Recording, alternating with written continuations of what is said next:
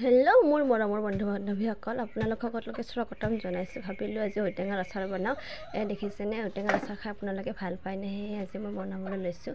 অকণমান জ্বলা বেছিকৈ দি, এনেকৈ জ্বলা বেছিকৈ দি খালে আচাৰ ধুনীয়া লাগে খাই, আৰু গোন্ধটোতো ক'বই নালাগে। এনেদৰে আপোনালোকেও বনাই চাবচোন, আৰু বহুত ধুনীয়া হৈছে। ব'লক আজি ভিডিঅ'টো আৰম্ভ কৰোঁ। এয়া দেখিছেনে মই 10টামান ঔটেঙা এনেদৰে কাটি অকণমান বইল কৰি কিনে ৰং গুড়া আৰু মই নিমখেৰে বইল কৰি কিনে অকণমান ইয়াত মেলি দি দিছোঁ। আৰু ইয়াত 2 দিন পিছতে ধুনীয়াকৈ ঔটেঙা শুকাই গ'ল। যিহেতু ইয়াতো তেল দিব লাগিব, সেয়ে মই ইয়াত এখন কেৰাহীত তেল অকণমান গৰম কৰি লৈছোঁ। 1 লিটাৰৰ বেছি হ'ব বাৰু তেল। আৰু এনেদৰে শুকান বাচন এটাত মই তেলখিনি ধুনীয়াকৈ ঢালি লৈছোঁ। সেয়া দেখিছেনে তেলখিনি ঢালি লৈছোঁ। তেলখিনি উতলা হ'ব লাগিব পূৰা বেছিকৈ। আৰু এতিয়া মই তেলখিনি দি দিম ঔটেঙাৰ আচাৰখিনি। এয়া দেখিছেনে ধুনীয়াকৈ মই ঔটেঙাৰ আচাৰখিনি ইয়াত দি দিছোঁ অকণমানকৈ, কিন্তু কৰচখানেৰে দিলে অকণমানকৈ যায় কাৰণে মই ডাইৰেক্ট ঢালিয়ে দিলোঁ। এতিয়া ইয়াত দেখিছেনে মই এতিয়া ধুনীয়াকৈ ঢালি দি দিলোঁ।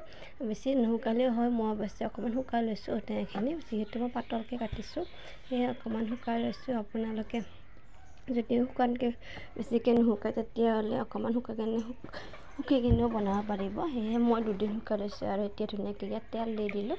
এয়া দেখিছেনে পুৰা ধুনীয়াকৈ তেল দিলোঁ। আৰু এতিয়া লৈছোঁ আধা কাপ মই সৰিয়হ, আৰু সৰিয়হখিনি ধুনীয়াকৈ তিয়াই থ'ম। আৰু এয়া দিছোঁ মই ভিনেগাৰ, যিহেতু পানীত তিয়াই থ'লে আচাৰটো ভুকৰি যাব, সেয়ে মই ইয়াত ভিনেগাৰ দি দিছোঁ। দি কিনে তিয়াই থৈছোঁ। আৰু এতিয়া মছলাৰ বাবে ইয়াত লৈছোঁ মই তেজপাত কেইখিলামান, এয়া শুকান জ্বলা কেইটামান, আৰু এইখিনি অকণমান পাঁচফোৰণ, এয়া কালজিৰা, এইখিনি মই ধুনীয়াকৈ লৈছোঁ। আৰু এইখিনি এতিয়া মই আৰু এইফালে আছে মোৰ সৰিয়হখিনি যে তিয়াই থৈছিলোঁ, আৰু 2টা ভোট জলকীয়া। আৰু এতিয়া মই মছলাখিনি ধুনীয়াকৈ এখন কেৰাহীত ধুনীয়াকৈ ভাজি ল'ম, অলপকৈ ফুটালৈকে। এয়া দেখিছেনে মই ধুনীয়াকৈ ভাজি লৈছোঁ মছলাখিনি। আৰু এতিয়া ধুনীয়াকৈ মই মিক্সিত মাৰি ল'লোঁ মছলাখিনি, কিন্তু মছলাখিনি অকণমান দেখিছে কিন্তু অকণমান বেছিকৈ হয়। আৰু এইফালে মই জিৰা গুড়ি, আৰু সেয়া মই সৰিয়হখিনি ধুনীয়াকৈ খুন্দি ল'লোঁ। আৰু এয়া দেখিছেনে আচাৰখিনিত ধুনীয়াকৈ তেলত থৈ দিছিলোঁ, সেয়ে এতিয়া ধুনীয়াকৈ মই আচাৰখিনিত মছলাখিনিত দি দিওঁ। এয়া দেখিছেনে, আৰু তেজপাত দিছোঁ কাৰণে আচাৰ গোন্ধটো মানে ইমান ধুনীয়া হৈছে। আৰু সেয়েহে মই মছলাখিনি ঢালি দিলোঁ। এয়া জিৰা গুড়ি, আৰু এতিয়া দিম মই সৰিয়হ গুড়িখিনি। সৰিয়হ ধুনীয়াকৈ গুড়ি কৰি লৈ লৈছিলোঁ। এতিয়া সৰিয়হখিনি দিছোঁ, আৰু যিহেতু মই নিমখ অকণমান বইল কৰাতে দিছিলোঁৱে, তথাপি আৰু আধা চামুচ দিলোঁ, কিন্তু আধা চামুচ দিলোঁ কম যেন লাগিছে, সেয়ে মই আৰু আধা চামুচকৈ 2বাৰ দি দিম। আৰু এতিয়া ধুনীয়াকৈ মই এইখিনি লৰাই আছোঁ। দেখিছেনে এই কৰচ এখনেৰে মই লৰাই আছোঁ, কাৰণ আচাৰটোতহে মিক্স হ'লে ভাল লাগিব সোৱাদ। আৰু গোন্ধটো মানে ইমান ধুনীয়া হৈছে, মানে আপোনালোকক কি ক'ম আৰু, সঁচা এনেদৰে যেতিয়া ঘৰত আচাৰ বনাই খাই বহুত টেষ্টি হৈ গৈছে খাবলৈ। মই আধা চামুচকৈ 2বাৰ ইয়াত নিমখ দি দিলোঁ। এয়া দেখিছেনে, আৰু এয়া মই ধুনীয়াকৈ এতিয়া লৰাই আছোঁ। এয়া আচাৰখিনিতে তেল অকণমান সৰহকৈ দিলে যেনিবা আচাৰখিনি ধুনীয়াকৈ তিয়াই হ'লে ভাল, আৰু আচাৰটো নৰম হয়। মই তেল অকণমান সৰহকৈ দি দিছোঁ। আৰু এতিয়া মই ৰাতিটো এনেদৰে থৈ দিলোঁ ঢাকনি এখন মাৰি। আৰু ইয়াৰ নেক্সট দিনা ৰাতিপুৱা মই ৰ'দত ধুনীয়াকৈ মেলি দিলোঁ। আৰু এই শুকান জলকীয়া মই ৰ'দত দি কিনে মিক্সিত গুড়ি কৰি লৈছোঁ। আৰু ইয়াৰে এচামুচ দি দিলোঁ ইয়াত, যিহেতু জ্বলা অকণমান হ'লে ভাল লাগে হয়নে আচাৰ খাবলৈ, সেয়েহে আৰু মই আধা চামুচ ইয়াত ধুনীয়াকৈ দি দিলোঁ। যিহেতু বেছি জ্বলা দিলে বেছি সেই হ'ব, আৰু সেয়ে 1 চামুচ আৰু আধা চামুচ দিলোঁ। আৰু যিহেতু মছলাৰ লগত মই জ্বালা ধুনীয়াকৈ সেই কৰি পিচি দিছোঁ, সেয়ে মই 1 চামুচ আৰু অকণমান দিলোঁ।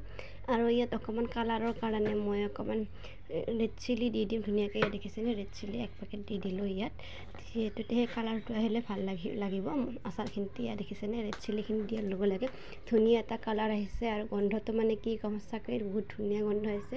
এনেদৰে বনালে 2 দিন ৰ'দত দি আপোনালোকে খাব পাৰিব। ইয়াত দেখিছেনে ঔটেঙাৰ আচাৰ, ঘৰৰে আমাৰ ঔটেঙা এনেদৰে আচাৰ বনালোঁ। আপোনালোকেও এনেদৰে বনাই চাব পাৰে। এইটো অৱশ্যে মোৰ ৰেচিপি বুলি নহয়, আৰু মই যিহেতু বনাইছোঁ সেয়ে মই ভিডিঅ' কৰি ৰাখিছোঁ। হয়তো মোৰ ৰেচিপি সেই বেয়াও হ'ব পাৰে, হয়তো মোতকৈও ধুনীয়াকৈ বনাব পাৰে কিছুমানে, কিন্তু মই বনাইছোঁ যিহেতু সেই ভিডিঅ' কৰি ৰাখিছোঁ সেয়া। আৰু এতিয়া মই ধুনীয়াকৈ টেমা 2টাত মই আচাৰখিনি ধুনীয়াকৈ সোমাই থৈ দিম। দেখিছেনে 2টা টেমা লৈছোঁ, আৰু এতিয়া মই আচাৰখিনি ধুনীয়াকৈ সোমাই থৈ দিম ইয়াত। যিহেতু মই সকলোবোৰ দিয়া হৈ গ'ল মছলা আদি কৰি, সেয়ে মই এতিয়া ধুনীয়াকৈ টেমাত দি দিম। আৰু মাজে মাজে ৰ'দত দি থাকিলে আচাৰখিনি ইয়াৰ সোৱাদটো খাবলৈ বেছি ভাল লাগে। এয়া দেখিছেনে মই ধুনীয়াকৈ আচাৰখিনি ইয়াতে সোমাই থৈ দিম। এয়া 2টা টেমা লৈছোঁ, আপোনালোকেও এনেদৰে আচাৰ বনাই খাব পাৰে ঘৰতে যিহেতু কিনা খোৱাতকৈ ঘৰৰ সোৱাদটো বেছি সেয়েহে কিনানো কিমান খাম সেয়েহে এনেদৰে বনাই থ'লে ঘৰত ধুনীয়াকৈ খাব পাৰি সেয়েহে মই 2 টেমা ধুনীয়াকৈ হৈ গ'ল মোৰ আচাৰ আৰু এতিয়া মই ভৰাই থ'লোঁ ধুনীয়াকৈ ইয়াত দেখিছেনে আৰু ইয়াৰ বাকী তেলখিনিও মই ইয়াত সোমোৱাই দিছোঁ পূৰা মোৰ 2 টেমা আচাৰ হৈ গ'ল ইয়াত দেখিছেনে মই ধুনীয়াকৈ তেলখিনি সোমোৱাই দিছোঁ যিহেতু আচাৰত তেল এনেও ধুনীয়া গোন্ধ আৰু ইয়াত দেখিছেনে 2 টেমা হৈ গ'ল মোৰ আৰু ইয়াত বাকী তেল আৰু মছলাখিনিও দি দিছোঁ এনেদৰে বনাই খালে সঁচাকৈ বহুত ধুনীয়া হয় আৰু যিহেতু আমি এনেদৰে বনাই খাওঁৱে ঘৰতে ইয়াত দেখিছেনে মোৰ আচাৰ হৈ গ'ল আৰু গোন্ধত মানে কি ক'ম একেবাৰে ধুনীয়া আৰু আজিলৈ ইয়াতে সামৰণি মাৰিছোঁ যদি ভাল পালে ভিডিঅ'টো লাইক আৰু ছাবস্ক্ৰাইব কৰি দিব চেনেলটো আজিলৈ বাই বাই সকলোকে।